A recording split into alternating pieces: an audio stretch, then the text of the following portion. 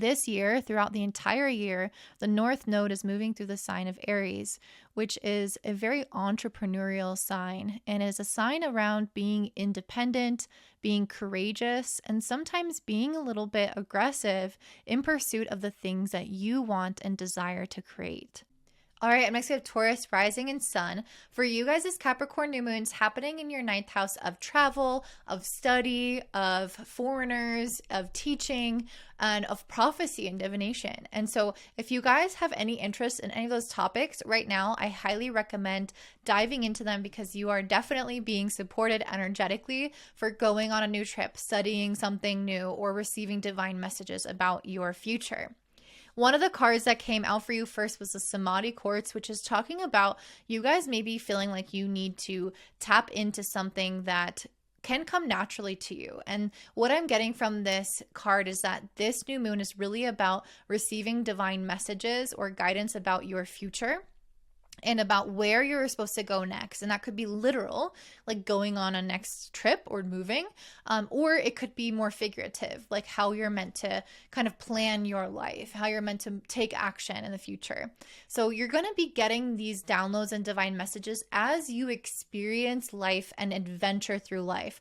This is not really the time where we need to put a lot of forced effort and focus into being spiritual. I think it's going to come through life experience right now rather than having this specific devoted meditation practice and routine and what you maybe normally do. This new moon is squaring the North Node, both nodes, but the North Node and Chiron in your 12th house. So this is that energy where it's like, oh, I'm going to be really spiritual and disciplined with that. I'm going to make sure that I meditate all these days and go on this retreat and do maybe this ayahuasca ceremony. And then it's like searching for something with a lot of effort or intention.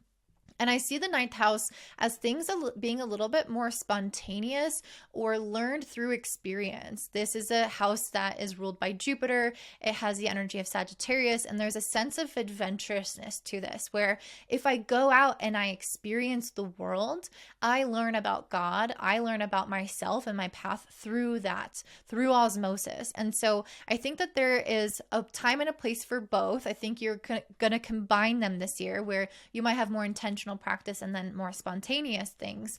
But I also feel like it's not so much about forcing things at this particular new moon. It's about really flowing, especially because this new moon is trining Uranus in your first house. So it's here for all that spontaneous change, for that spontaneous breakthrough and revelation about yourself. The energy is primed for that. The energy, like the pathways are open, they're free, they're unobstructed. And so I feel like the divine messages are going to come to you very quickly. You might realize that you have some kind of change in your path or some kind of change in your self-concept as a result of this new moon trining Uranus. Maybe you're kind of trying to figure out your plan and you're realizing that you are shifting as a result, where maybe the idea that you had of yourself or your future is not stable. It's in flux. And that's why I think you need to experience life right now instead of trying to sit in the dark room and meditate and divine where you're supposed to go. I almost feel like life is going to send you these experiences and these people that teach you or show you something about your path forward that you can't just get from meditation. God is found in both the quiet places and the people around us. So I really feel like that's a strong message for you guys to absorb from your environment and experience the messages around where you're supposed to go next. Trust the process of adventure, trust the process of not knowing, being in the in-between, being in a transition and self-discovery. And I think that's going to get you really far, especially with Jupiter in your first house, making a beautiful trine to Mars in the ninth. It's really encouraging the sense of adventure, the sense of growth, the sense of pushing your edge and trying new things and discovering more about yourself. That's what I feel like is a major thing going on for you throughout this entire year, especially until Jupiter moves into Gemini, which I have to look up exactly when that is. I think it's going to be this spring or summer. So it's a really big deal. And Saturn, which is the ruler of this new moon, is making a sextile to Jupiter in your first house. So Saturn is in your 11th, sextile Jupiter in first. So there's something here around either your plans, your friends, the people in your life that are also going to be shifting in a way. So it's like this Capricorn new moon is about making a plan. But I feel like the people around you are going to be taken into consideration into that plan. This is just a really big year in terms of who am I looking to be friends with? What kind of environment do I want to be surrounded by? Do I want to vibe with people who have this kind of tendency, or do I want people who have this hobby? It's like you're getting a little bit clearer on where you fit in societally and how you want to kind of lean more into that, or what kind of friends you want to cultivate, and everyday experiences you want to cultivate in your life. I also think that's, again, a lot about experimenting with yourself. Like, who am I? Where am I going? What do I want? And then the people also around you will change as a result of those answers that you discover.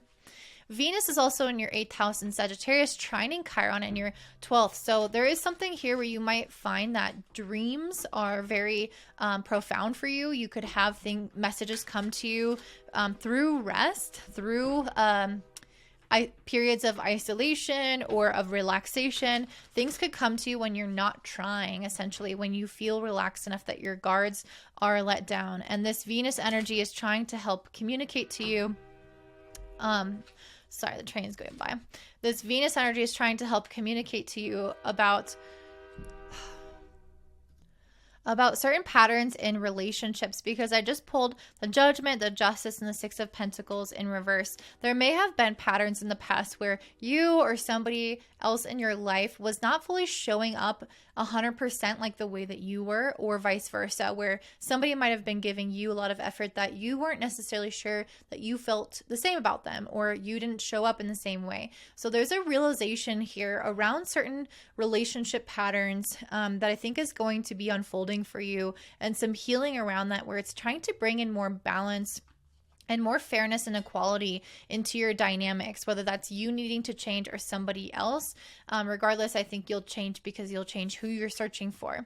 I pulled a goddess card for you for the entire year, and I got the wise leadership card. And this makes so much sense because Jupiter and Uranus are in your 1st house. I think this is going to be a really, really big period of time for you, especially around April 20th, 25th, when Uranus and Jupiter come together in your 1st house, a very rare transit that has the opportunity to uplift you and change your life direction, change your identity, and also bring in a little bit more of this following. And that's kind of what I was getting with this Saturn in the 11th house. You're trying to find your tribe. You're trying to find where you belong, but that's not just because you're going to fit in there. It's because you're going to likely lead or help this type of community in your life. So it's not just like you're another person in the crowd. I really feel like you are standing out this year with Jupiter in your 1st house.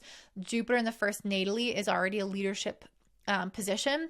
So when it moves here, it's like, let's step up. Let's do something different. Let's be seen. Let's be visible. Let's take on more challenges. Let's grow as individuals, and people will be more likely to follow you. So being the leader of your own life is key first, but also leading other people and ensuring that you are in the right groups and around the right people is going to be super key for you this year. So that's what I'm saying for you, Taurus. Before you hop off, I want to let you know that I have 2024 forecasts. I have a one-on-one reading from me, which you can buy down below, where we go by month and look at all the important transits so you can plan your year and know when to launch things or when not to. I also have a Notion template where I list the transits that is occurring for everybody and energies next to them, which is much cheaper. So if you're looking for a kind of do-it-yourself solution, you can check that out. They're both down below. Thank you so much. Don't forget to like, comment, subscribe, share with your friends, and have a beautiful day.